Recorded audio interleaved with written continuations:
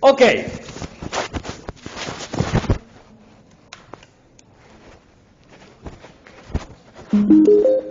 Bluetooth mode. Empezamos con las cosas administrativas. Como sabrán, probablemente la semana que viene se vuelva a la full presencialidad, full, sin días virtuales ni nada por el estilo. ¿Bien? Esto va a llevar a que tengamos más días presenciales.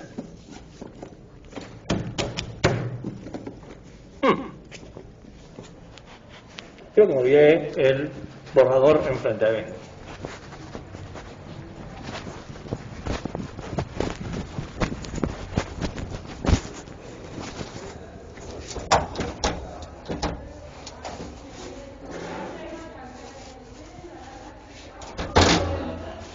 ¿Cómo va? ¿Cómo andás, prof? Creo que me olvidé mi borrador.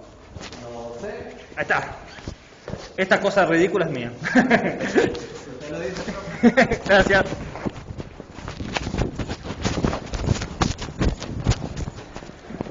Muy bien. Entonces, en términos administrativos sabemos que es probable que la semana que viene volvamos full presencialidad. Eso nos va a llevar a tener 16 días de clases. 16 días de clases donde la asistencia cuenta. Si fuese así, esto conduce a la siguiente circunstancia. Para los que quieren regularizar, van a tener un límite de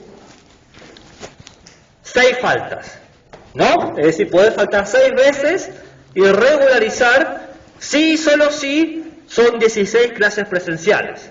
Y los que quieren promocionar tienen un límite de 4 faltas. Sí y solo sí, son 16 clases presenciales.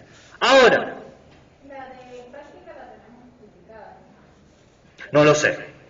Porque, bueno, No, usted dijo que sí, la íbamos a justificar solamente. Justifiqué esa vez. No, yo estoy hablando 16 a partir de ahora. Las demás no se cuentan. Olvídense. Sí, una porquería. ¿Para qué venimos? ¿Para qué? Toda esta clase. Yo vengo porque me pagan, no sé ustedes. Bien. Ahora, ¿qué pasaría si, a pesar de ser full presencialidad, deciden, por gracia de destino, que sean 2 clases, 2 semanas presenciales y 2 semanas virtuales? Uno dice, ¿por qué? Y porque pueden pasar esas cosas. Entonces tendríamos 8 clases presenciales, lo que reduce la posibilidad de faltar.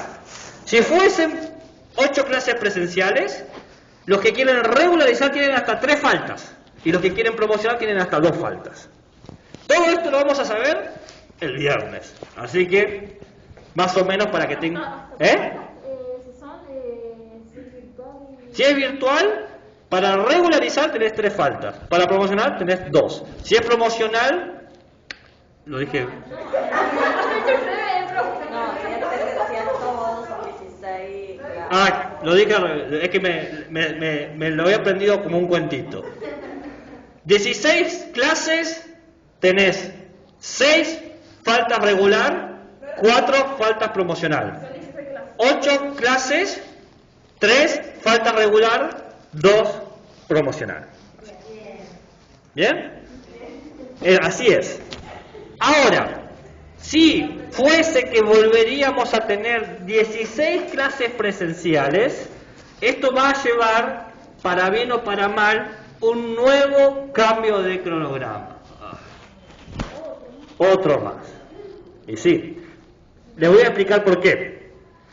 Porque con el modelo de clase que teníamos hasta recién, teníamos 3 trabajos prácticos, uno tras el otro.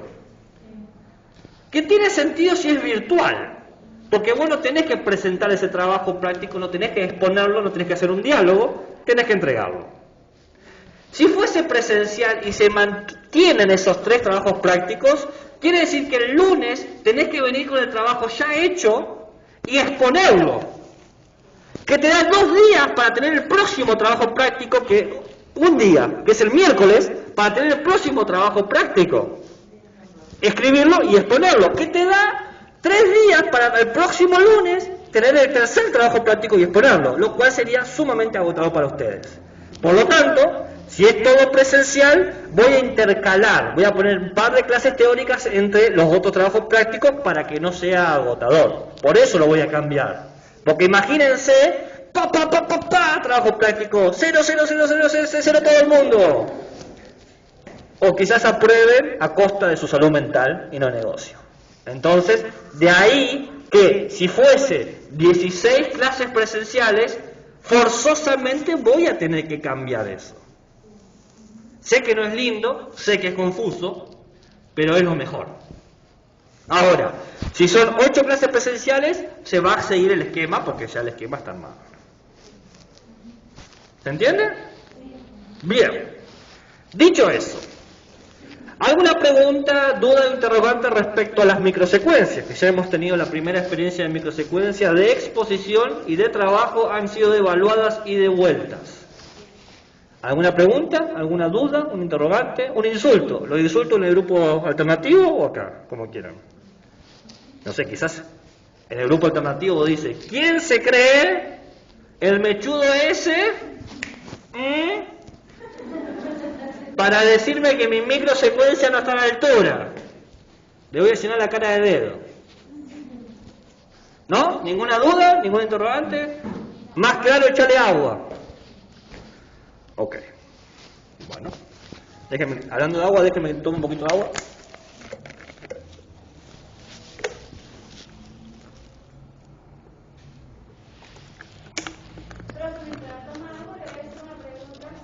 Ya terminé. Nosotros, por ejemplo, ahora estamos yendo a la escuela a hacer las prácticas. Qué bueno. Entonces salimos 5:35, y todo eso, y nos venimos en el colectivo. Llegaríamos tarde, pero llegaríamos a su clase. ¿Pero si estás acá? Los miércoles. Ah, claro. Usted la más temprano. Me voy con el agua. No hay problema. ¿Qué?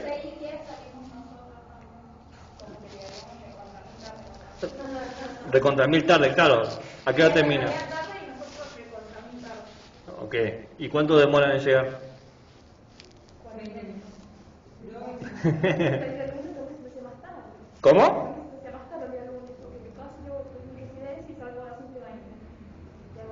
Pero ya has llegado.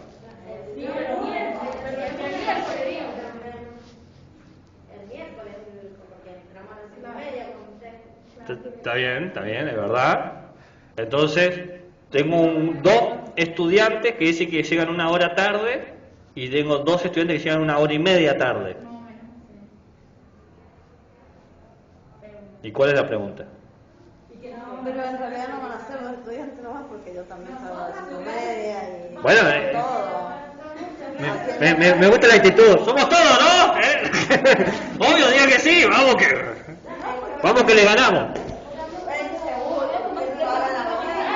Pero ¿cuál es la pregunta? O sea, eso es una situación. Entendible la situación. La pregunta es, ¿va a contar las faltas o no? Porque a las 19 termina su clase y estoy llegando acá a 18:40. Ah, bien. Si llegar tan tarde, lo cuento como una falta. No lo sé, tendría que hablarlo eso. Pero ¿sabés con quién? ¿Qué problema? No tengo con quién hablarlo. Y sí, ¿con quién no voy a hablar? Porque Marcela renunció a su cargo, que es mi jefa. Voy a hablar y decir, che. Claro.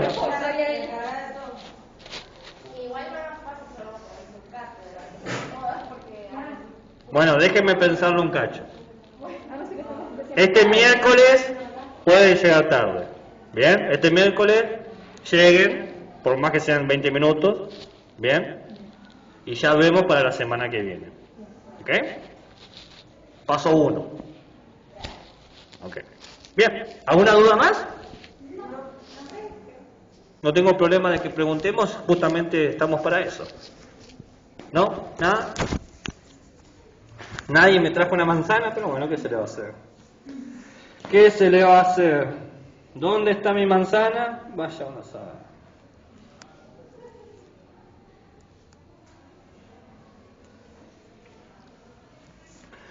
Bueno, hoy vamos a hablar de la Declaración de los Derechos Humanos y del Ciudadano. He perdido mis marcadores, esto es lo único que tengo. Si alguien tiene un marcador de pizarra mejor, bienvenido sea. Bueno, sí quiero. Hola, ¿todo bien? Cualquiera. Cualquiera que funcione. Si usted siéntese donde usted quiera. ¿Quiere sentarse arriba de alguien? Puede hacerlo.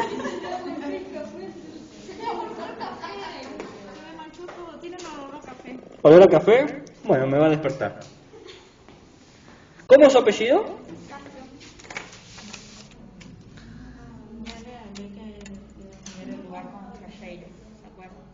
No, pero no importa.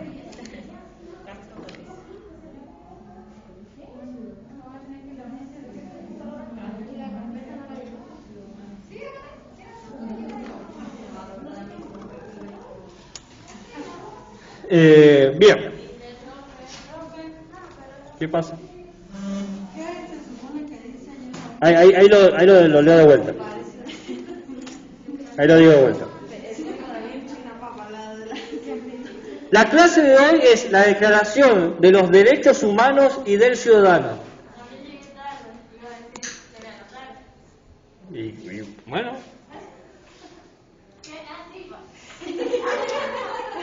Sé que tengo ganas de acordarme de muchas cosas, pero... ¿Cómo? Silva. Ya después lo busco, lo anoto acá y después lo busco. Ana Silva. Bien. La Declaración de los Derechos Humanos del Ciudadano. Bien, eso es la clase de hoy. Ese es el tema de hoy. El tema que se hablará será ese. Ah, qué lindos marcadores, me gustan.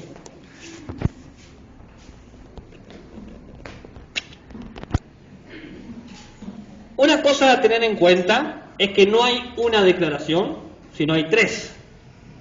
Y otra cosa a tener en cuenta es que no hay tres, sino que parece que hay cuatro. Hay tres, pero parece que hay cuatro. Es exactamente lo que acabo de decir, no me equivoqué en ninguna palabra. Hay tres, pero no solamente hay tres, sino que parece que va a haber una cuarta. Entonces, hoy vamos a hablar efectivamente de tres declaraciones y comentar una cuarta. Lo que mínimamente tienen que saber son tres. Lo que excelentemente pueden saber son cuatro. ¿Se entiende? Sí. Ah, un mensaje de señas, así, un código secreto. Lo primero que vamos a hablar es de estas declaraciones se dividen en lo que se llaman generación. Entonces vamos a hablar de la primera generación. Primera generación. ¿Se ve? Más o menos. A ver, vamos a cambiar de color. Tengo tres colores nuevos. El verde promete, a ver. Primera generación. No.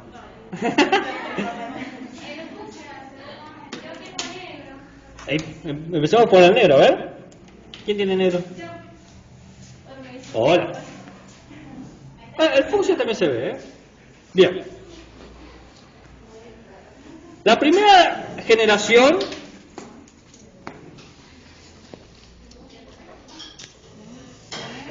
es de 1789. La primera generación de los derechos humanos es de 1789.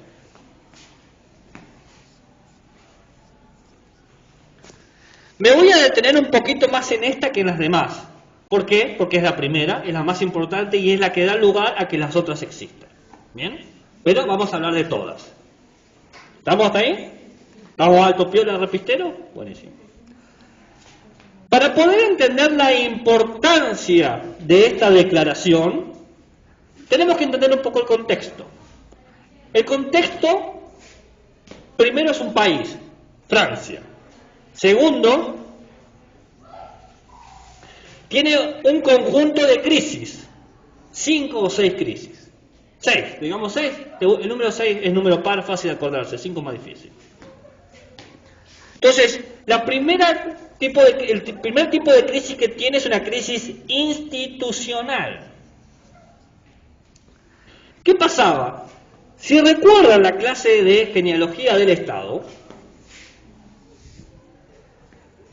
en este periodo Europa estaba gobernada por monarquías, y no cualquier tipo de monarquías, sino monarquías tiránicas, es decir, un gobierno de una sola persona que a través de su capricho y deseo dominaba a los demás. En este periodo surge un segundo grupo de gente que son los burgueses. Entonces, ¿qué tenemos? Tenemos una monarquía que gobierna de manera absoluta, tiránica, tiene todo, todo lo tiene. Absoluta es. ¿Cuál es la duda? Bien. Y la burguesía eran esos comerciantes que empezaron a tener tanta plata que podían pagar su propio ejército, lo cual era un problema, porque el único que podía tener ejército era el rey. Y ahora aparecía un Juan de los Palotes con tanta plata que podía tener su propio ejército, por lo tanto era una amenaza. Tenías un segundo ejército, que era un ejército enemigo, dentro de tu propio país. Estos burgueses proponían lo que se llamaba el Parlamento. Si recuerdan la clase de genealogía, el Parlamento es la forma de gobierno distinto al presidencialismo, donde no importa el presidente, sino que importan sus ministros. ¿Qué querían estos burgueses? Muy fácil, querían tener una mesa, un lugar en la mesa de decisiones. No querían eliminar al rey, querían estar en la mesa en la que el rey decide el destino de la sociedad, las leyes, la economía, los tratados de comercio, ¿se entiende? Pero al rey no le convenía porque sería repartir el poder. Hasta este momento el rey tiene todo. Y ahora aparece un grupo de gente que dice, yo quiero un lugar en la mesa. Pero el rey no podía desatender esta idea porque esta gente tenía algo para negociar, el ejército. Si no me aceptás, te reviento. También hay una crisis moral. ¿Por qué? Porque hasta ese periodo los reyes eran considerados como un reflejo de lo santo, de lo divino. Recordemos que por mucho tiempo se creyó que el rey era una expresión del Dios en la tierra, o por lo menos una validación del mismo. Pero ahora los reyes empezaron a tener muy mala fama, como la banda de cumbia, mala fama. ¿Por qué? Porque empezaron a demostrar que no les interesaba la sociedad. Y les doy un solo ejemplo.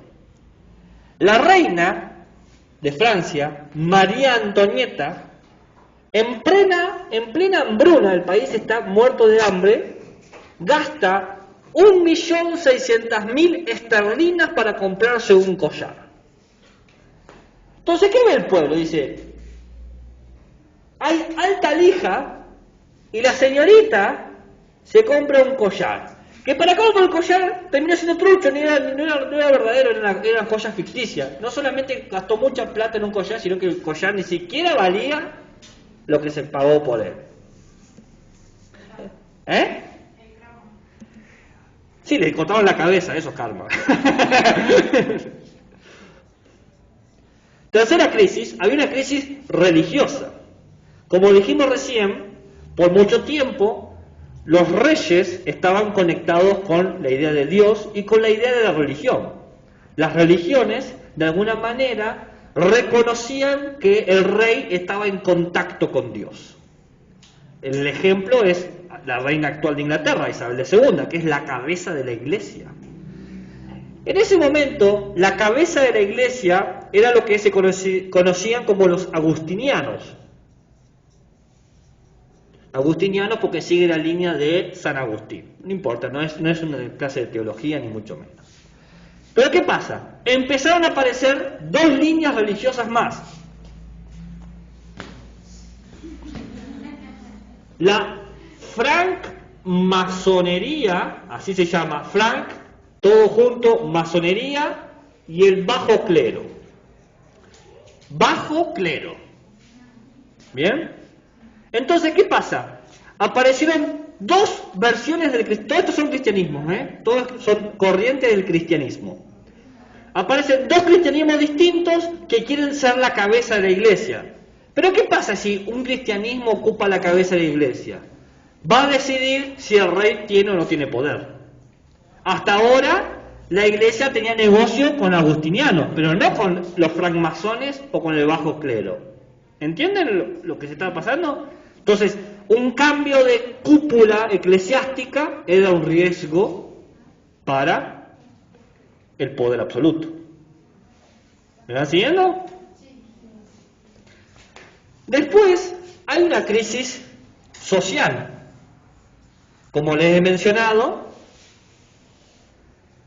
y como pueden recordar de la clase de la genealogía del Estado, el sistema feudal había caído y habían aparecido los burgueses, y los burgueses representaban lo que en ese momento se conocía como el tercer estado.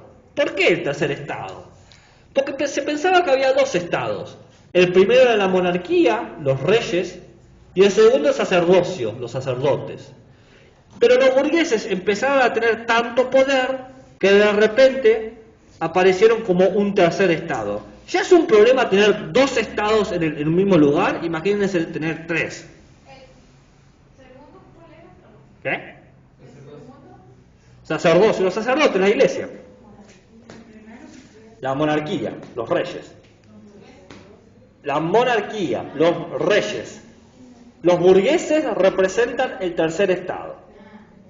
Entonces, recordemos que la clase de filosofía medieval, que era la genealogía del Estado, del ciudadano en el medioevo, habíamos hablado de que hubo una lucha entre la iglesia y el Estado por controlar al ciudadano.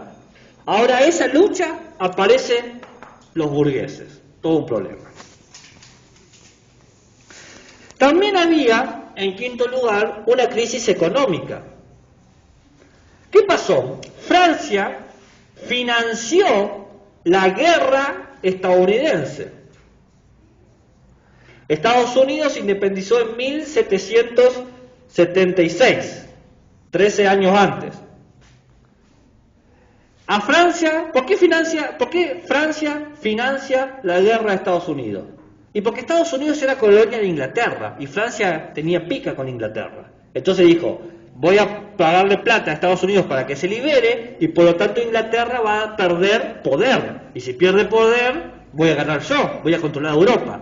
Le salió el tiro por la culata, porque financiar la guerra de Estados Unidos la dejó sin un peso. Entonces pensó que iba a tener poder, pero le salió mal el trato. Quedó en déficit. Déficit sería gasta más de lo que gana. Y por último, había un problema financiero. En 1788 hubo una terrible helada y posteriormente una terrible sequía. Eso llevó a que no se pudiera cultivar lo que se tenía que cultivar y por lo tanto generó una hambruna.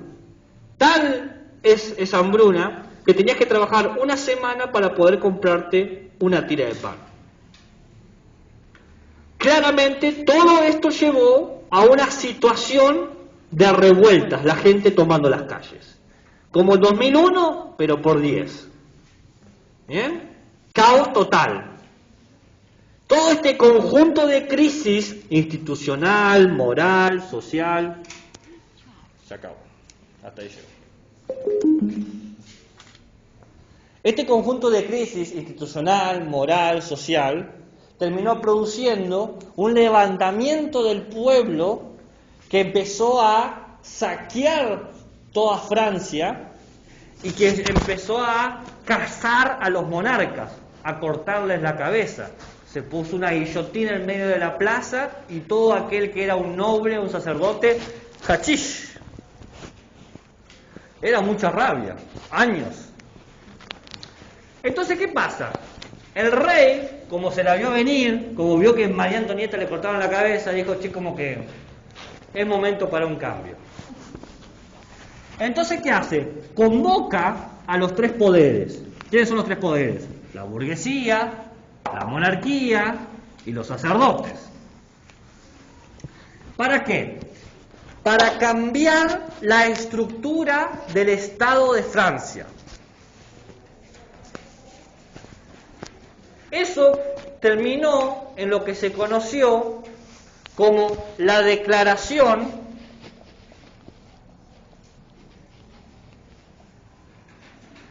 de los Derechos del Hombre.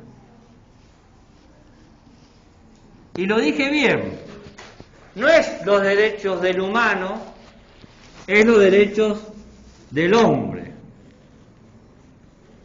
Porque claramente hay un sesgo.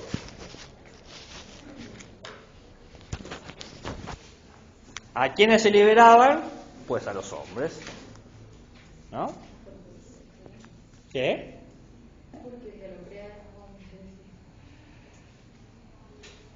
Claro, sí, sí. Son los burgueses hombres, la sociedad era machista. ¿Cuándo aparece esta declaración? El 14 de julio de 1789. Ahora, acá aparece una cuestión. Yo les dije que esto es el resultado de cambiar el Estado, ¿no? Que Francia deja de ser una monarquía y crea una constitución. Esa constitución tiene este nombre que es muy importante porque declara ciertos derechos que ya los voy a mencionar. Pero hay algo que llama la atención, o que debería llamarles la atención a ustedes. Esto es de 1789. ¿Y cuándo fue la independencia de Estados Unidos? 13 años antes, 1776. ¿Bien? En 1776, Estados Unidos había creado una constitución que decía algo muy interesante. Los hombres nacen libres e iguales. Pero acá aparece algo. ¿Por qué estudiamos la Constitución francesa como la creación de los derechos humanos cuando Estados Unidos ya tiene esa declaración? ¿Se dan cuenta del problema? No, sí. ¿Por qué hablé de Francia? Porque Francia es el primer país que declara que hay derechos universales para todos los hombres. ¿Bien? Por eso es importante, porque nos da la entrada a la idea del derecho humano, que eso se enseña en Ética y Ciudadanía, los derechos. Pero parece que Francia no es el primero, porque esto es en 1789. En 1776, Estados Unidos dijo lo mismo. Dijo, los hombres nacen libres e iguales. Entonces, ¿por qué estudiamos a Francia y no a Estados Unidos? Hay una respuesta para eso. Estados Unidos crea una constitución como una actitud de legitimar su rebeldía. Estados Unidos lo único que le interesaba era independizarse de Inglaterra. Era lo único que quería. Entonces dijo, es negocio decir que somos libres. Porque si somos libres, no nos gobierna ninguna corona, especialmente la inglesa. Entonces, la idea de libertad e igualdad era una conveniencia política. Tal es así que dice nacen libres iguales, pero no dice permanecen libres iguales, porque Estados Unidos avalaba la esclavitud. No tenía ningún problema con los esclavos de Estados Unidos. Pero convenía decir nacen libres iguales, porque así me libero de el gobierno de la corona inglesa. En cambio, Francia dice todos los hombres nacen y permanecen libres iguales. Es otra. Jamás podrás ser esclavo. Jamás podrán dominarte, dice Francia. Es distinto. La Constitución francesa se estudia y se considera la primera de los derechos, y no Estados Unidos, Porque es el proceso de un maduramiento cultural filosófico. No es una cuestión de me conviene. Es una cuestión de, luego de razonar y pensar, nos damos cuenta que esto es lo mejor, el mejor camino. Por eso se estudia esto. ¿Se entiende? Vieron que no era un dato menor. Yo sé que los años pueden confundir, pero es importante. Entonces, teniendo en cuenta eso, permítanme explicarle las características de esta declaración. Borramos a Estados Unidos del mapa, todo muy bien con Estados Unidos, pero no sirve para lo que queremos nosotros. No sirve para nada, bueno, no sé. No sé si no sirve para nada. La Declaración de los Derechos del Hombre tiene un preámbulo y tiene 17 artículos. Básicamente lo que hace esto es presentar el ius naturalismo o los derechos naturales, que dice que por haber nacido humano se te deben estos derechos. Eso es lo que está diciendo. Tu naturaleza humana te otorga estos derechos. Pero hay un par de condiciones. Según el preámbulo, quien te dio esta naturaleza humana es un ser supremo. La Constitución de 1789, que tiene la Declaración de los Derechos del Hombre, apela a Dios como garante de la igualdad humana. Eso después se va a quitar. ¿Por qué? Y porque es obvio. ¿Qué pasa si yo no creo en tu Dios? ¿Y ahora no soy humano? Y en estos términos no podés serlo. Te quedas afuera. ¿Entienden? Y se enuncia la idea de nación. Acá aparece por primera vez en 1789 la idea de nación como la comprendemos hoy en día. Es algo superior al individuo que lo trasciende. Hace poco festejamos el bicentenario de la nación argentina. La nación no es algo de un individuo, de un gobernante, es algo que nos compete a todos, es para todos. La nación no se identifica con un monarca, la nación no es una religión, la nación es la historia del pueblo, de sus ciudadanos. ¿Se entiende? Se construye este concepto para decir que la nación va más allá de quien te gobierna. Es muy importante eso, porque hasta ese momento la nación era el rey. Yo les dije, era el rey absoluto, es dueño de todo, de tu casa, de tu cama, de tu tierra, de tu perro, de tu hombre, de tu mujer, de tus hijos, es dueño de todo. Que te lo preste porque es tan amable es una cosa, pero si el rey quiere quitarte a tus hijos, tiene todo el poder de hacerlo. Ahora no. Porque hay algo por arriba de los gobernantes que es la nación. ¿Se entiende? Muy bien. El preámbulo presenta que hay 3 males en la humanidad: el olvido, el menosprecio y la ignorancia. Ignorar tus derechos, olvidar tus derechos y menospreciar al otro por ser distinto a vos. La función del Estado es reconocer los derechos. ¿Cuál es la pregunta? Dije varias cosas.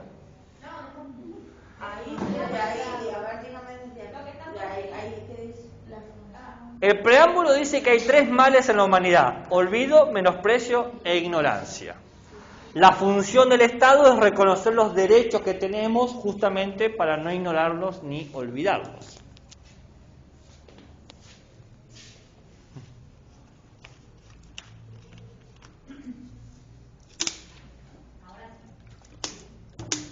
Una cosa que agrega el preámbulo, que es importante, es que los derechos son intransferibles e inajenables. Intransferible, yo no puedo darte mis derechos a vos. Tus derechos son tuyos. E inaginables, nadie me los puede quitar. Nadie me puede decir, bueno, de ahora en más te quito este derecho. Es imposible. ¿Puedo borrar? ¿Estamos aquí? ¿Hasta aquí? ¿Me están entendiendo? Qué bueno. Los artículos.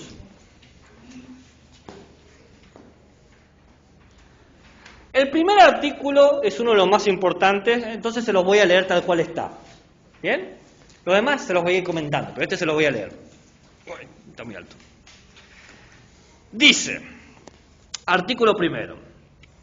Los hombres nacen y permanecen iguales en derechos. La parte hombre claramente hace ruido, pero es interesante la idea de nacer y permanecer iguales. ¿Bien? Sigue diciendo el artículo primero. Las distinciones sociales solo pueden fundarse en la utilidad pública. Entonces hay dos cosas interesantes. La primera parte que habla de la igualdad de nacimiento que permanece. ¿No? Nadie puede cambiar la igualdad. La ley sirve para todo de la misma manera. Pero hay un problema acá, que es la segunda parte, que es la utilidad social. ¿Qué le dije yo recién? Los burgueses no querían en realidad quitar al rey. Querían una mesa en la negociación. Entonces inventan el concepto de utilidad social, que es, según qué tanta plata tenés, qué tantos privilegios podés tener. Entonces, mientras más plata tenés, más podés acceder a privilegios, sos más útil para la sociedad y por lo tanto podés decidir las leyes. Mientras menos plata que tenés menos papel en decidir qué leyes se tienen que legislar. El engaña pichanga.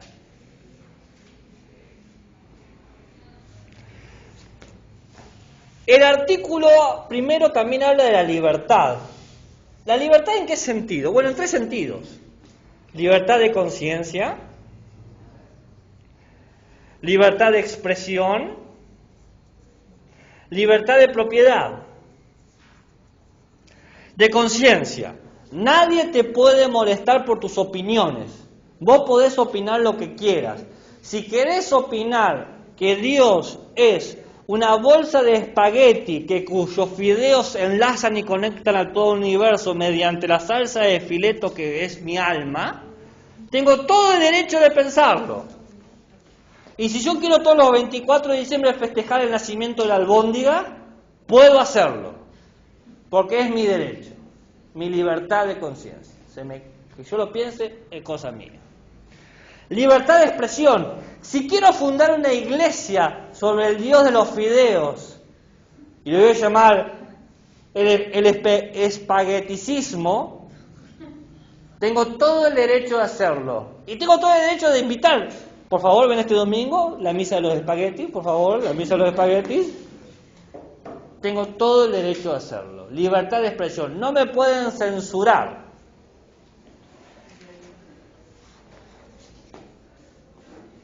Aclara esto siempre y cuando no pongas en peligro a la sociedad. Porque si yo digo, hay que matarlo a todos y digo un grupo, digo, bravo, ¿a dónde va? Con el espagueti estaba todo bien, pero ahora me metiste... aguante los espaguetis y hay que matar a los bomberos. ¿Qué te pasa? Claro, totalmente. Y la libertad de propiedad es muy importante, porque recordemos que la monarquía es absoluta, podía tenerlo todo. Ahora no, lo que es mío y de nadie más. Nota al pie. Si creen que con lo del fideo espagueti estoy bromeando, búsquenlo, la religión existe. ¿Sí? Total. El espagueticismo existe en el mundo, tiene como no sé, un par de millones de gente que creen eso.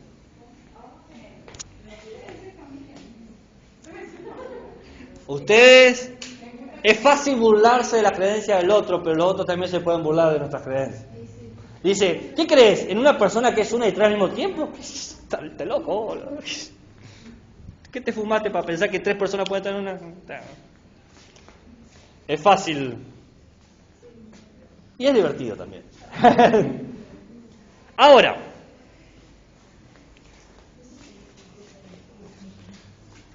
Problemas con este modelo.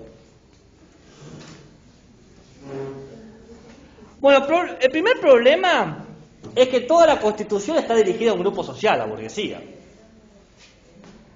Vamos. No solamente está dirigida a un grupo social, sino a un género de ese grupo social, los hombres. Entonces dice, esto que pretendía ser universal, no es universal para nada, es un grupo de gente. Segundo, o sea, primero es que no es universal. Tercero, que de alguna manera es atenta contra el trabajo, porque no permite la asociación, es decir, no permite que aparezcan los gremios.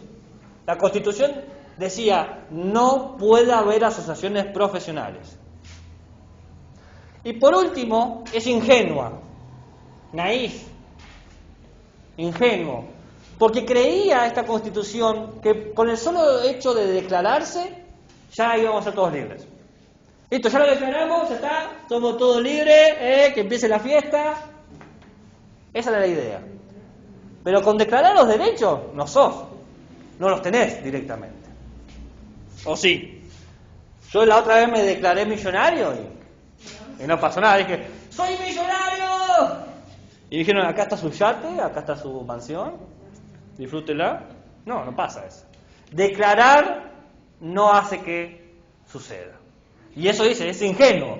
Simplemente lo declararon. Está bien, es importante, lo reconoce, es relevante, pero se queda a medio camino. Entonces aparece la segunda generación. La segunda generación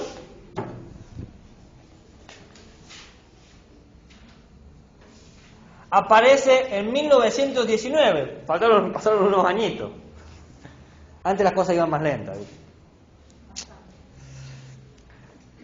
¿Qué características tiene? Bueno, primero vamos al contexto, ¿no? Un poquito de contexto como hicimos recién, pero más rápido. El contexto tiene tres cosas. Primero, aparece la revolución industrial, ¿no? La revolución industrial con, qué sé yo, la invención del tren, la creación de las fábricas, ¿no? El trabajo en secuencia, que lleva al surgimiento de un nuevo grupo social, el proletario, el obrero. Entonces, aparece todo un nuevo sector, 1919. Otro elemento que aparece es el colonialismo. Propio de este periodo, del principio del siglo XX, es que los países europeos se dieron a la expansión y dominación de territorios africanos, asiáticos y latinoamericanos, expropiando sus recursos para su beneficio, ¿no? Esto llevó a una fuerte sensación de nacionalismo. Se consideraban el gran imperio España, el gran imperio Portugal, el gran imperio suizo, el gran imperio inglés, etc. Y por último, pero no menos importante, la Primera Guerra Mundial. La Primera Guerra Mundial empezó en 1914 y terminó en 1919. En esos 5 años, Rusia dejó de ser un país zarista y se convirtió en la Unión de Repúblicas Socialistas Soviéticas. El Imperio Austrohúngaro, que tenía 500 años, desaparece. Alemania, que era una potencia mundial, queda totalmente en bancarrota. Gran Bretaña y Francia están dominados por los proletarios y el movimiento comunista. Y sin hablar de los millones de muertos por la guerra. Se descubrió que la revolución industrial no solamente podía mejorar la vida, sino que podía crear armas mortíferas, como el gas mostaza o la ametralladora. ¿Saben cómo le decían la ametralladora en la Primera Guerra Mundial? La risa del diablo, el taca, taca, taca, taca, taca, porque era lo que los mataba, ¿no? Frente a eso, luego del final de la Primera Guerra Mundial, como que se juntaron todos los gobiernos y dijeron, che, como que la pasamos a cagar, básicamente, o sea, como que metimos la pata mal, me parece que estaría bueno pensar en otra declaración de los derechos humanos como para limpiar un poquito la suciedad, la sangre de nuestras manos, y eso hicieron. Se juntaron, lo que se llamaba la Asamblea de las Naciones, el abuelo de la Organización de las Naciones Unidas, y crean ahora algo más lindo, la Declaración de los Derechos Humanos. Cambiamos hombre, le lavamos la cara, ahora somos más piola, más inclusivos, ¿viste cómo hacen muchas empresas ahora que son más chetas, más verdes, más ecológicas? Bueno, esto dicen así, che, está como mal visto el sexismo, tachamos esto, ponemos mano y nos ganamos millones. ¿Qué traía esta nueva constitución? Esta nueva declaración, perdón. Bueno, hablaba de la importancia de la calidad de vida. Gracias a las cuestiones de la vida del trabajo, en las fábricas que trabajaban 18 horas, 12 horas, se empezó a hablar de la importancia de proteger la vida del trabajador.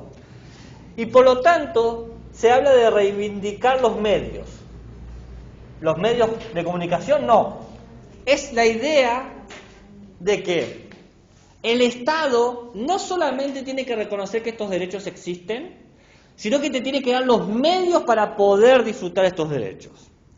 Por ejemplo, enseñanza gratuita. Por ejemplo, seguridad social. Por ejemplo, el derecho a huelga. Por ejemplo, la protección a la familia. Por ejemplo, el derecho a no pasar hambre. El Estado tiene que cumplir estos 6 requisitos. ¿6? 5.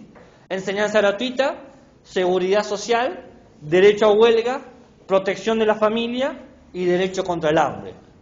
Parecería obvio que el Estado no tendría que hacerte morir de hambre, pero parece que no, así que mejor lo decimos.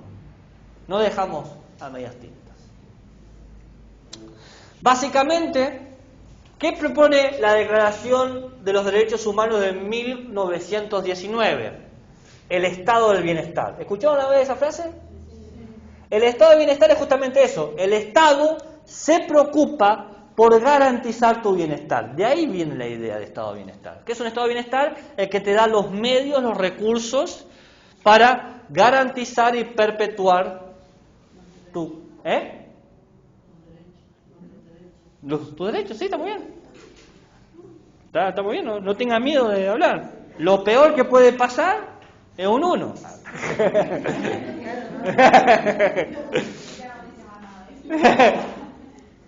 Una vez que aceptas lo peor es más fácil vivir, ¿no? Por ejemplo, una vez que aceptas tu muerte,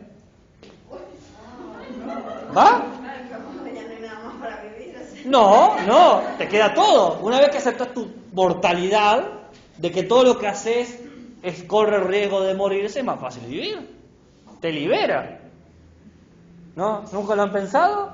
Todo lo que hacemos es dentro de un horizonte de muerte. La vez que levanto la lapicera puede ser la última vez. La vez que me baño puede ser la última vez. La vez que estoy diciendo esta frase puede ser... No. Todo puede ser la última vez. Una vez que lo aceptás, empezás a disfrutarlo. Date el gusto, decía Sabater.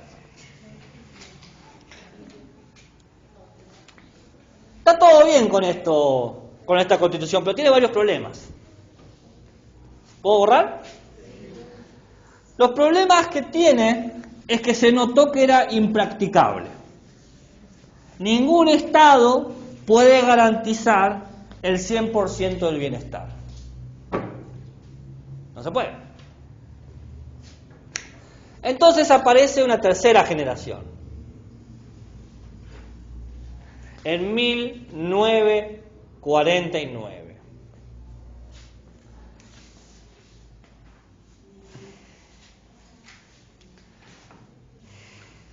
A ver, el contexto. Primero, el anticomunismo que había en ese momento, ¿no? La famosa contraola del movimiento comunista, que Estados Unidos se volvió uno de los ejemplos claros del nacionalismo capitalista. Lo segundo, la Gran Depresión de 1939. 29, gracias. Lo escribí bien, lo dije mal. Que es producto de la caída de la Bolsa de Comercio de Estados Unidos, que generó un efecto dominó. Porque, ¿qué pasó? Estados Unidos se encontró con que no tenía plata. Dijo, muy bien, ya sé cómo resolverlo. Yo le presté plata a los países de Europa. Entonces, ¿qué voy a hacer? Voy a pedir la plata que me deben. Entonces dice, Europa, vos no me debías como 40.000 millones de dólares, ¿sabés que no tengo un peso? Europa literalmente no tenía plata. Estaba en bancarrota. Entonces, Europa no pudo pagar el préstamo. Consecuencia, Estados Unidos tuvo que decir, estoy en bancarrota, tuvo que hacer pública su situación de déficit económico que llevó un efecto dominó. Todos tuvieron que reconocer que no tenían plata, porque cada uno le pedía los préstamos que el otro le debía. Vos me debés, y de repente nadie tenía plata y llevó a una situación de crisis radical al punto de que la gente vendía a sus hijos.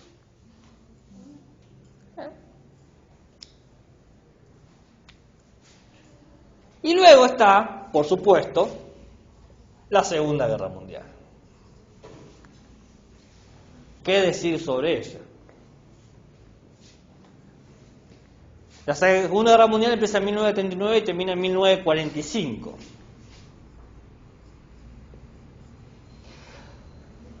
Mientras que la Primera Guerra Mundial empezó con el asesinato del archiduque de Austria, la Segunda Guerra Mundial empezó con la invasión de Alemania a Polonia, con los Panzer, los tanques.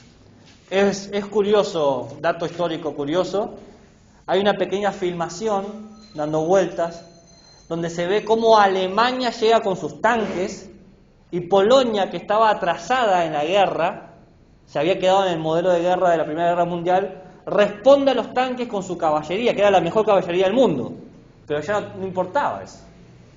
La fuerza de los caballos contra la fuerza de un tanque. Por eso Alemania en 6 meses conquista todo Polonia.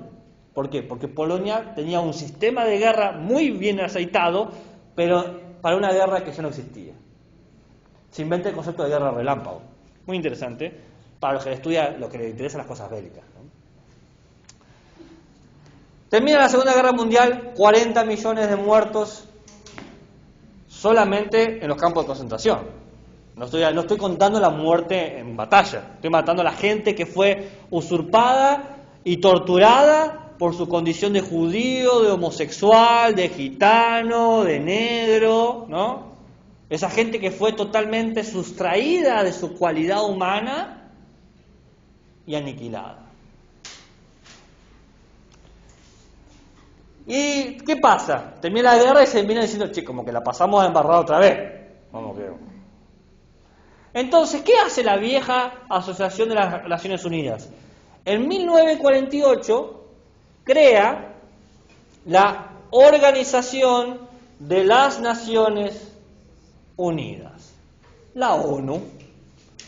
Y la ONU que dice, ok, vamos a hacer bien las cosas esta vez.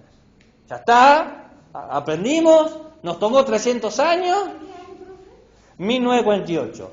Nos tomó 300 años y más de 100.000 millones de muertos, pero hemos aprendido, no hay problema. Vamos a hacer una constitución que tenga carácter universal. Y aparece, ahora sí, la Declaración Universal de los Derechos Humanos y del Ciudadano, la que hoy en día está en vigencia. Hoy en día, todos los países del mundo, y cuando digo todos los países hago hincapié, y del ciudadano, cuando digo todos, hago hincapié en todos, no hay país que no haya firmado esa declaración.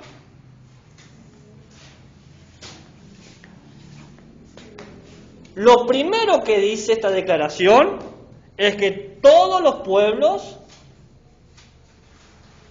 tienen el derecho a la libre determinación. ¿Qué quiere decir eso? Que cada pueblo elige cómo quiere ser gobernado. Es importante eso. Porque tenemos monarquías constitucionales, parlamentos, presidencias, etc.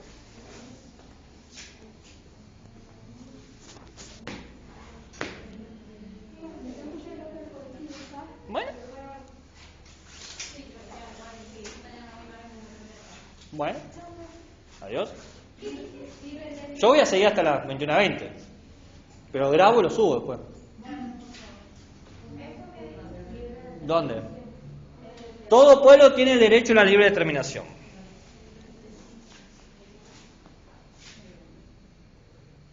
Aparte de esto tiene dos pactos internacionales que reconocen derechos civiles y políticos y derechos económicos, sociales y culturales. Los derechos civiles y políticos son claros. ¿Qué nos están diciendo? En términos civiles,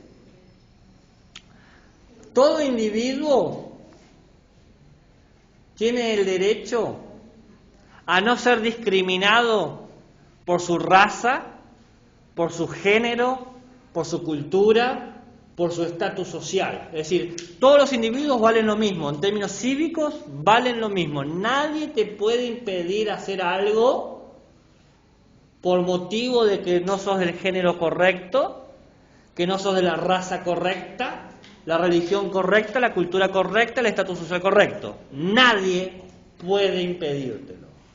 Y en términos políticos, vos podés creer y pensar lo que se te cante. Si querés creer en el espagueti, tenés todo el maldito derecho de creerlo. Voltaire, un filósofo, decía, todos tienen derecho a ser un idiota.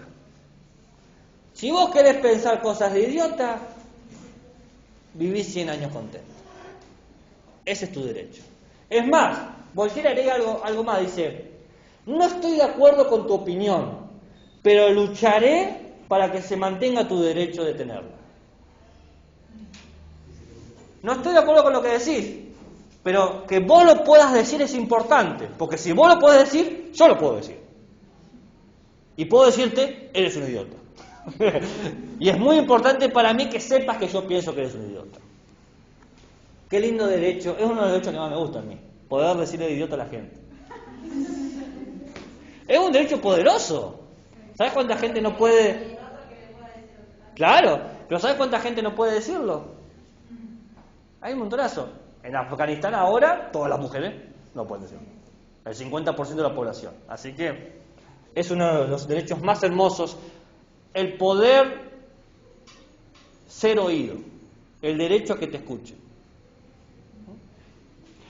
Y los derechos económicos, sociales y culturales hablan de que cada Estado puede administrar su economía, su cultura y sociedad del modo que mejor le parezca. Por eso los Estados tienen Ministerio de Cultura, Ministerio de Sociedad y Ministerio de Economía, porque ellos son los que administran eso.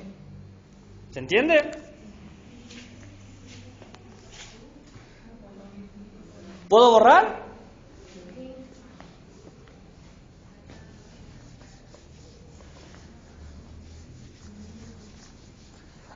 Dijiste que te vas, te tengo que devolver tus marcadores.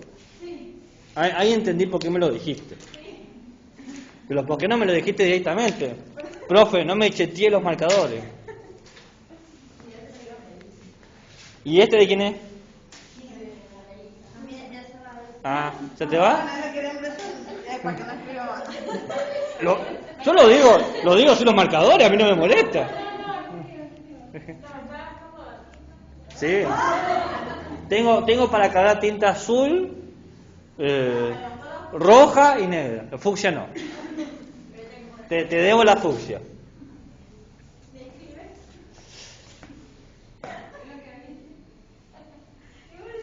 Las características de esta tercera declaración es que habla, en primer lugar, para todos los humanos, indiferente de donde vengas. Es decir, tus derechos son derechos aquí y en la China, no importa dónde. ¿Se entiende?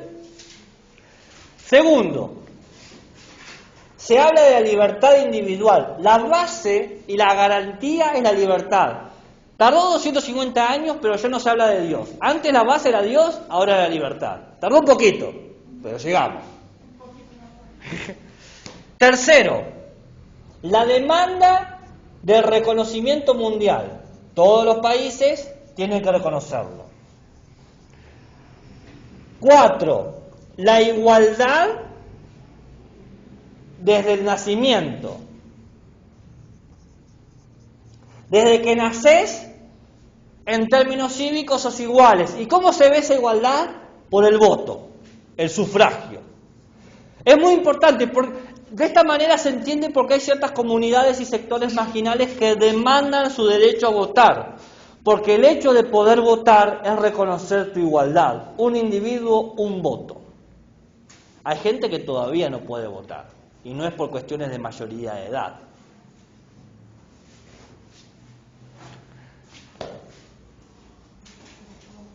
La igualdad también en términos jurídicos.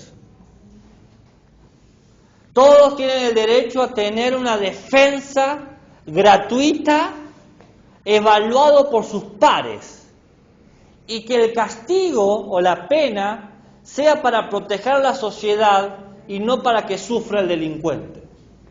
Fíjense, la pena no es una tortura, sino es para proteger a la sociedad. De alguna manera se habla del rol de la pena de muerte. Y en sexto lugar, te dice cuáles son las 3 cosas que hay que proteger. Hay que proteger la vida privada, que es el individuo, la familia, que es el fundamento del Estado, y los sindicatos, que son los que protegen a los trabajadores.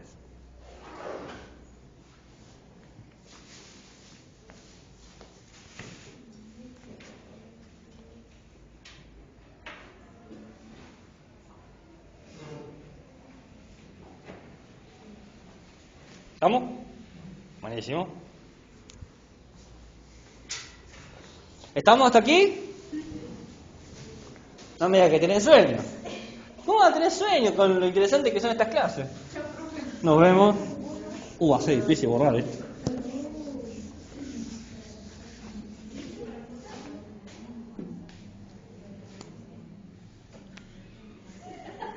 Voy a ver si se bajó la tinta.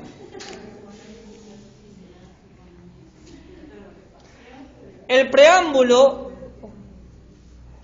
la Declaración de los Derechos Universales del Humano y del Ciudadano tiene un preámbulo y 30 artículos.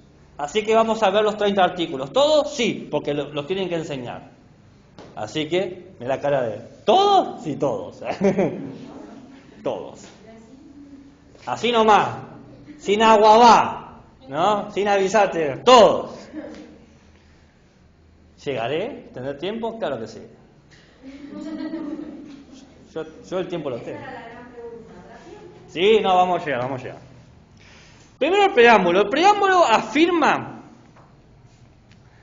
que el Estado debe proteger al humano y que si el Estado no te protege, el humano tiene derecho a rebelarse. Es importante eso.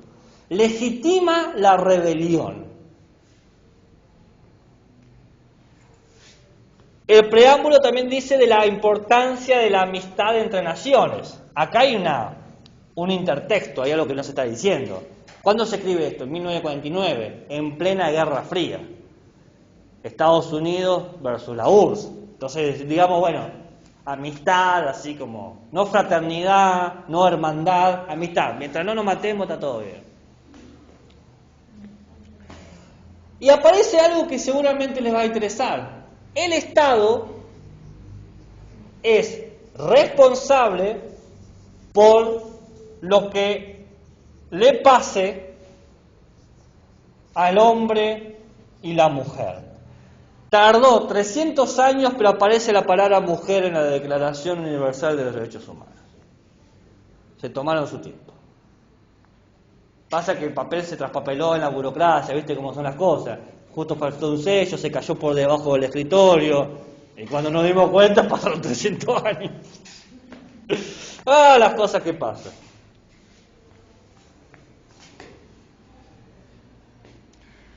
Y por último, el compromiso a proteger la humanidad. ¿En qué sentido? En sentido afectivo. Que la humanidad quiera ser parte de la humanidad. Parece una tontería, pero ¿cuántas veces uno siente asco por los humanos? Humanos que maltratan, que violan, que matan, que torturan, que dejan sin recursos, que roban, y uno dice, no me siento comprometido con este grupo. No me siento ahí. ¿Esto es lo mejor que puede ofrecer el ser humano? El chiste es que la declaración proteja lo mejor que puede ofrecer el humano y para el humano. Eso es a lo que le debemos, lo mejor de nosotros. Bueno, veamos los artículos. ¿Todos? Sí, todos.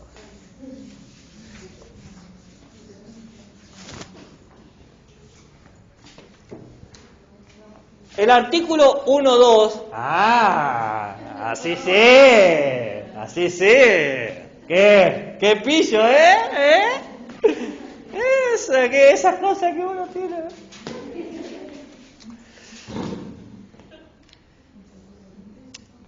El artículo 1 y 2 habla del derecho de gozar la libertad. Libertad sin que te discriminen por tu raza, por tu color, por tu sexo, por tu idioma, por tu opinión pública, por tu origen, por tu nación, por tu nacimiento o cualquier otra condición. No te pueden discriminar, no te pueden coartar la libertad. Eres libre. Los artículos 3 al 11, así cualquiera dice todos los artículos, habla de que nadie puede ser esclavo o torturado. Nadie tiene que ser esclavo. La esclavitud atenta contra los derechos humanos. Pregunta. Dos preguntas. Uno, ¿creen que existen esclavos hoy en día? Sí, yo. ¿Tú? ¿Esclava de qué? Del empleo. ¿Del empleo? Y del trabajo. Puede ser. Si sos marxista, sí. ¿Cuántos esclavos crees que existen? ¿O creen que existen en el mundo?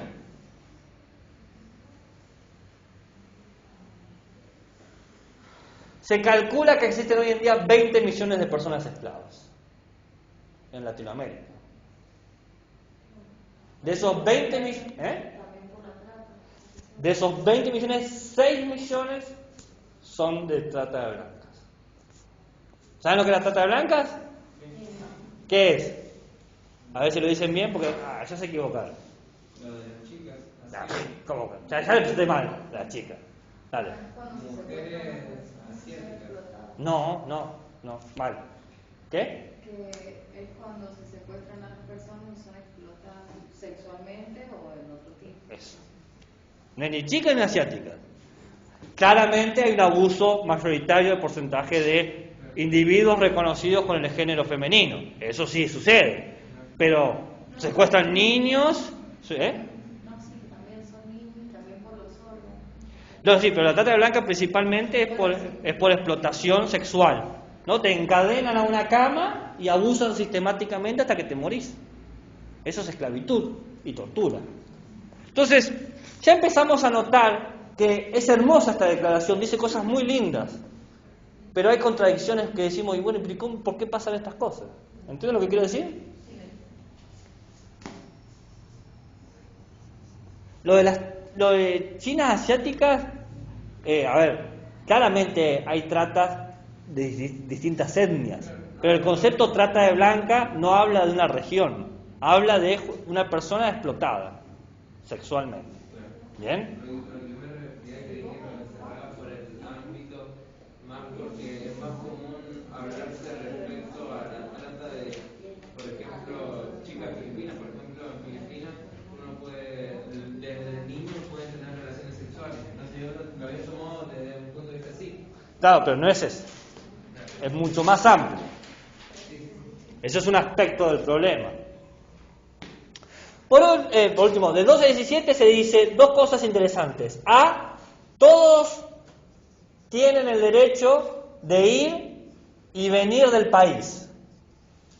Y B, todos tienen el derecho a su propiedad. En este sentido aparece una cosa curiosa.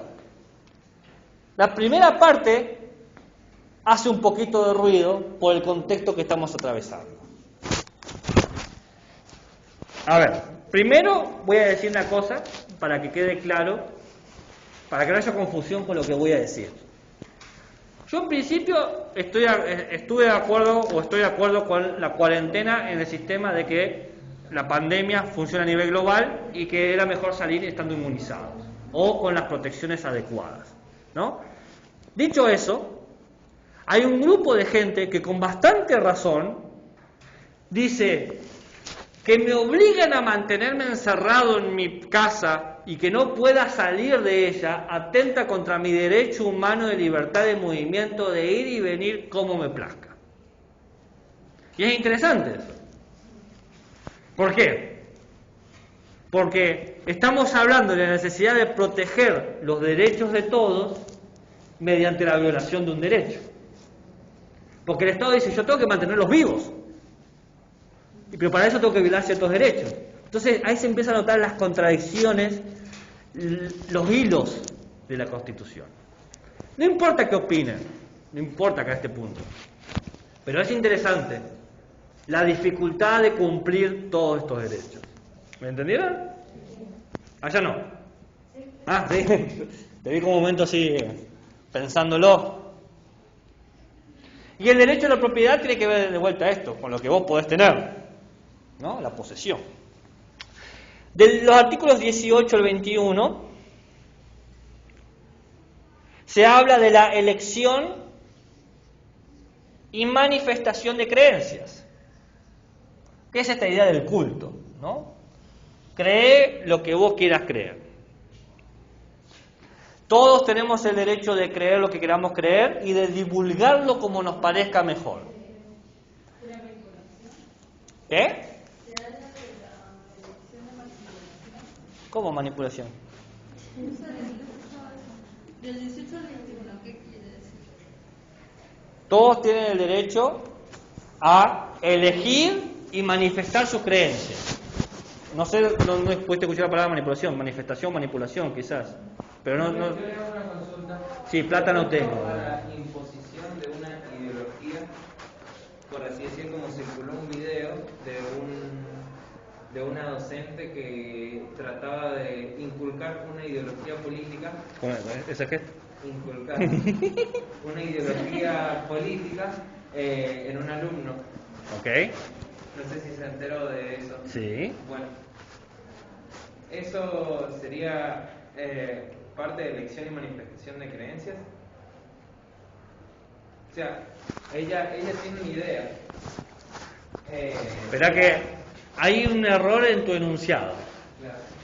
Quizás no lo hiciste por ignorancia o por un intento de retórica. Al imponerle, al decir la palabra imposición de ideología, ya estás suponiendo un matiz negativo. Entonces, de alguna manera estás encaminando la respuesta. Fuera de eso, entiendo la pregunta. ¿Hasta qué punto puedo manifestar mis creencias? Bien. Según la declaración, vos podés manifestar tus creencias siempre que no atente contra el otro. Bien.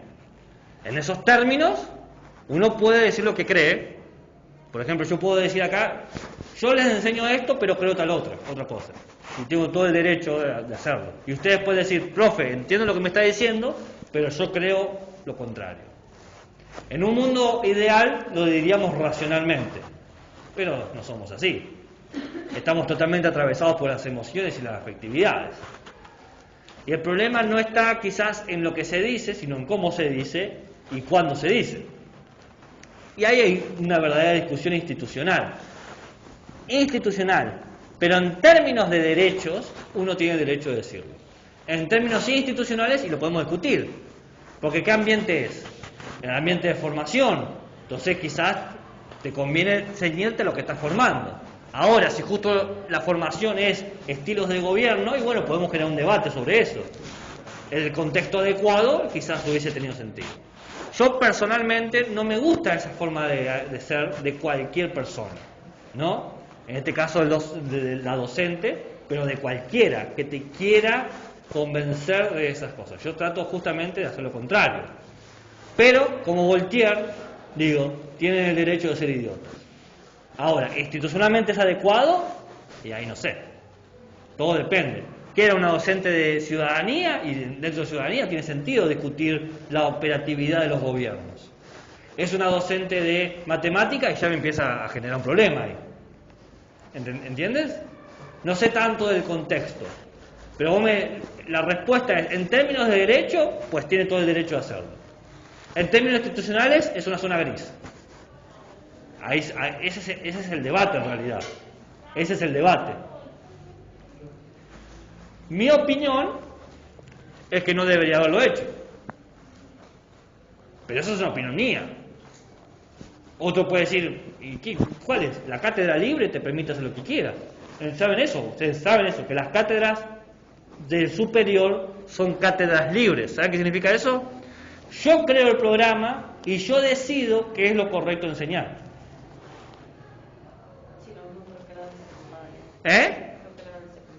Bueno, el secundario no es libre. Tenés que seguir los lineamientos curriculares. Pero el superior es cátedra libre. Por eso te encontrás con tanto poder en los docentes. Pues ahora lo saben. Eso se consiguió en 1918 con la Revolución de Córdoba, el levantamiento de los centros de estudiantes que abogaron por eso. Es una interesante discusión. ¿He respondido a tu pregunta? ¿Entendiste cuál es la parte que me pareció que había un error? De vuelta, quizás lo hiciste intencional o fue un uso retórico. Nunca lo sabremos. No, yo me manejo con lo que saben. Yo aprendí hace mucho manejarme con lo que se llama principio de caridad. No sé si lo conocen. El principio de caridad es un principio que dice, cuando dialogás con alguien, asumí que la persona tiene buenas intenciones y lo que dice tiene sentido. Porque si no, no podrías comunicarte. Te comunicás pensando que lo que me está diciendo me lo dice honestamente, ¿no? Y desde su punto de vista tiene sentido. Ya después podemos ver si me miente o no me miente, pero si no, no hay comunicación posible. Entonces yo jamás pienso que lo primero que me voy a encontrar va a ser alguien que quiere jugar conmigo, ¿no? Por eso le señalé al compañero recién, quizás fue un error de presentación del discurso. ¿Cuántas veces nos equivocamos? En vez de decir, quiero una hamburguesa, le digo, te quiero, y de repente estoy casado. Uno nunca sabe, ¿viste? Profe, parece que me conoce toda la vida. Los artículos 22 a 20, no sé si te molestó lo que dije. Porque no te voy a comprar una hamburguesa. Toda persona tiene el derecho al nivel de vida adecuado. ¿Es del artículo 22, 29 o 24? 22 al 27. 22 al 27. Al nivel de vida adecuado. Toda persona tiene derecho al nivel de vida adecuado. Básicamente que tenés que vivir bien. Alimentación, vestimenta, vivienda, educación, asistencia médica. Tiene que ser mínimamente público. El derecho a tener una familia, el derecho a tener una salud, el derecho al estudio fundamental y gratuito. Por eso en todos los países occidentales, por lo menos, la educación secundaria es pública.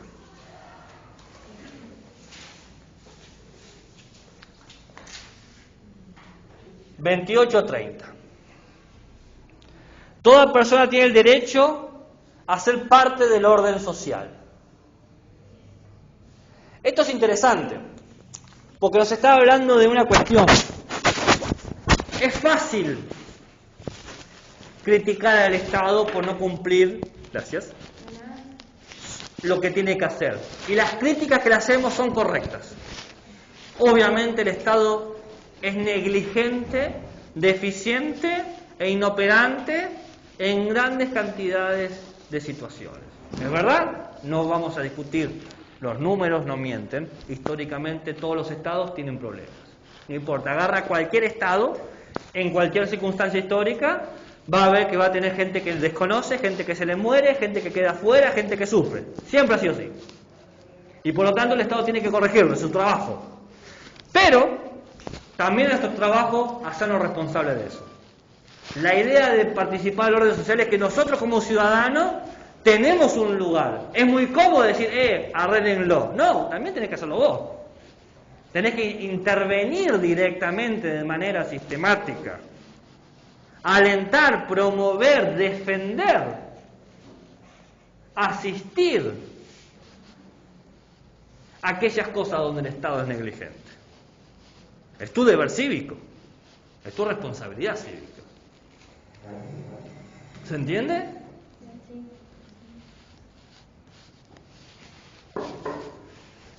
Muy bien. ¿Alguna duda? ¿Alguna pregunta? ¿Un interrogante? ¿Un insulto? ¿Un comentario?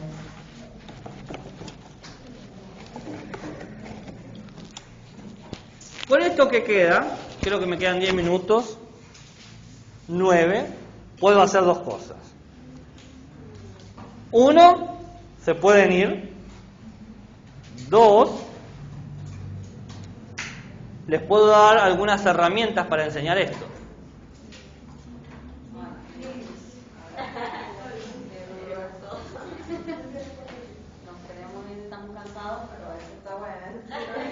Como ustedes saben, yo siempre en las clases trato de dar algún elemento o consejo o situaciones de transferencia que la puedan llevar a cabo. Muy bien.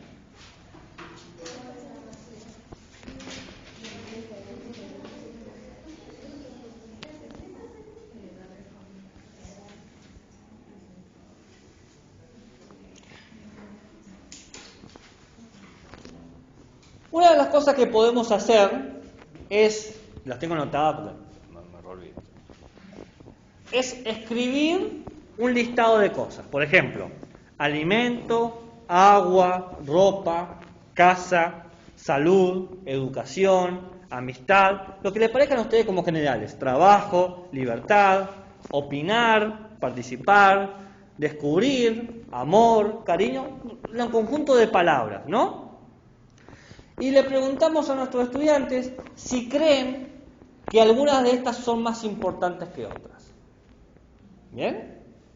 Nosotros sabemos que por los artículos son todas importantes, pero hacemos el ejercicio.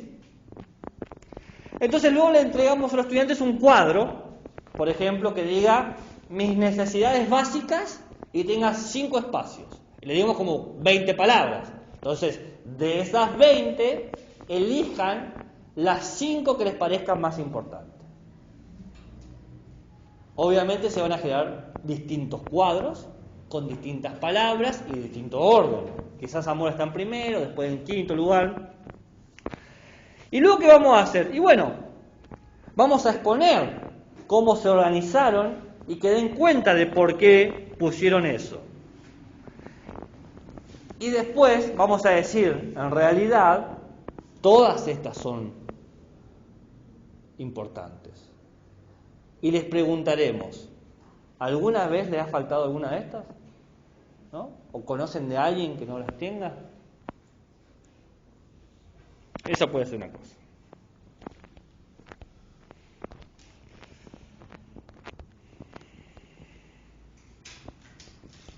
Otra.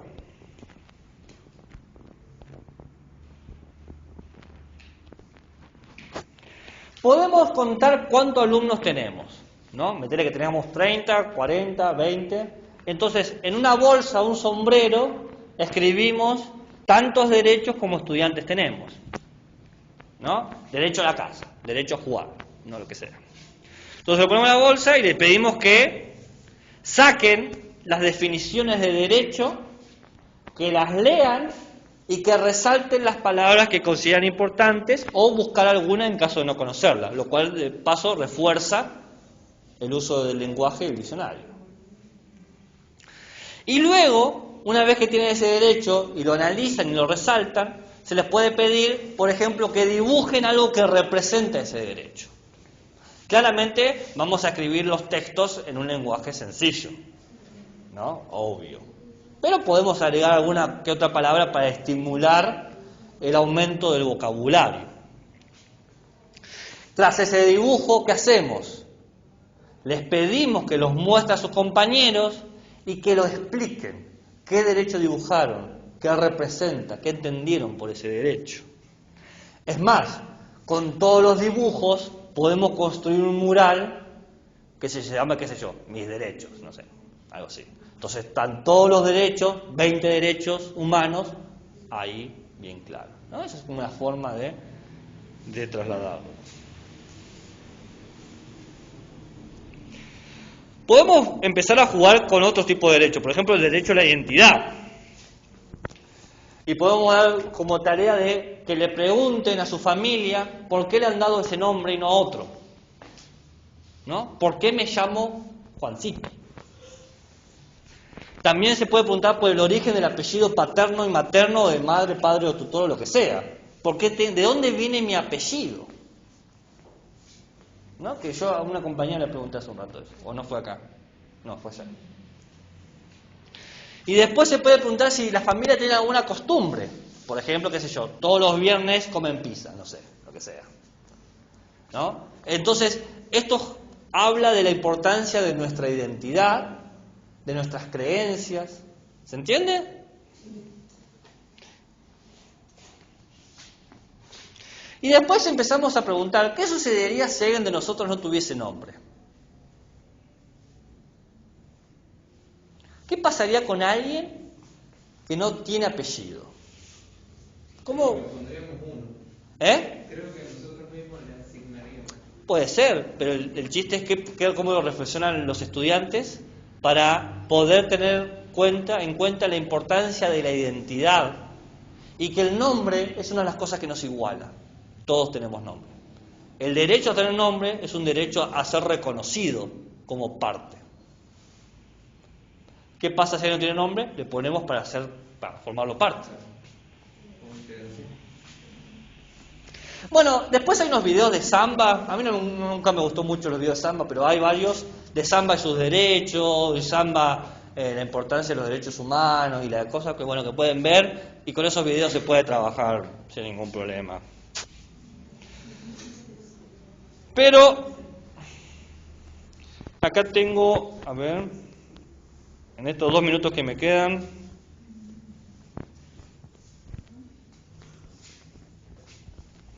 alguno que sea jugoso.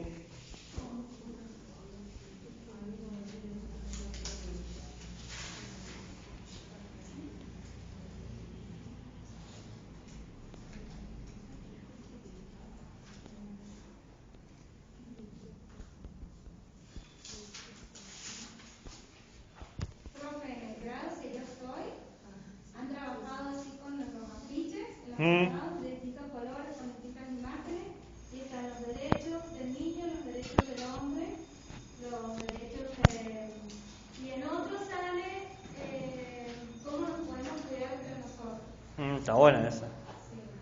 Una letrita muy chiquita, pero bueno, Sí. El último que se me ocurre a mí es escribir una serie de situaciones e identificar si se violan o no los derechos y qué derechos. Entonces, por ejemplo, poner unas situaciones donde no se viole nada, el profesor pone una nota a cada uno según su examen. Se viola algún derecho porque no todos tienen nota igual. Uno dice, no, uno tiene la nota que se sacó. Ahora, a algunos le dan comida y a otros no. Bueno, ahí sí, se violó el derecho. Entonces, presentar un conjunto de situaciones para que puedan identificar qué se viola o qué no se viola y si se viola algún derecho. ¿Eh?